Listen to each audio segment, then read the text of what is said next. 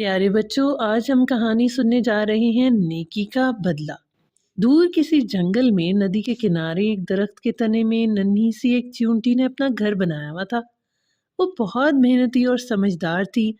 सारा दिन खाना जमा करने में लगी रहती और उसने अपने घर में बहुत सा अनाज इकट्ठा कर रखा था, ताकि बरसात के मौसम में अगर उसे खाना तलाश करने में परेशानी हो तो उसके पास कुछ ना कुछ मौजूद हो। गर्मियों की एक दोपहर में चुंटी को प्यास महसूस हुई तो वो नदी के एक किनारे पर गई। अचानक से तेज हवा चली और चूंटी नदी में गिर गई। उफ! अब क्या था? पानी बहुत गहरा और तेज था और वो बहने लगी। मगर फिर एक फाख्ता नदी के किनारे एक दरख्त पर बैठी चूंटी को बहते हुए देख रही थी। उसने दरख्त से एक पत्ता तोड़ा और उड़कर नदी में चूंटी के पास पानी में फेंक दिया।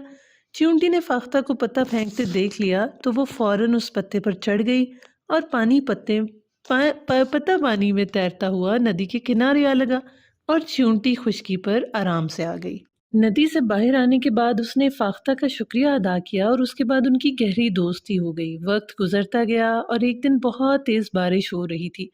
उस ऐसे में फाख्ता रिस्क तलाश करने के लिए कहीं ना जा सकी और अपने घोंसले में दुबकी हुई सहमी हुई बैठी थी। सारा दिन दरख्त पर गुजारने के बाद फाख्ता को बहुत भूख लगी। जब शाम हुई और बारिश थम गई तो वो ज़मीन पर खाने के लिए इधर उधर ढूंढने लगी, लेकिन कुछ ना मिला।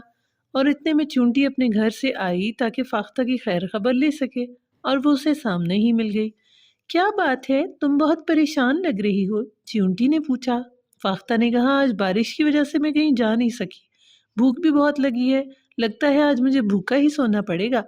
चींटी ने फाख्ता से कहा, फिक्र की क्या बात है? मैंने अपने घर में बहुत सा अनाज जमा कर रखा है, तुम्हें मैं ला कर देती हूँ। वो तेजी से अपने घर गई और अनाज फाख्ता के लिए ले आई। फाख्ता ने पेट भर के दाना खाया और चींटी का शुक्रिया अदा किया।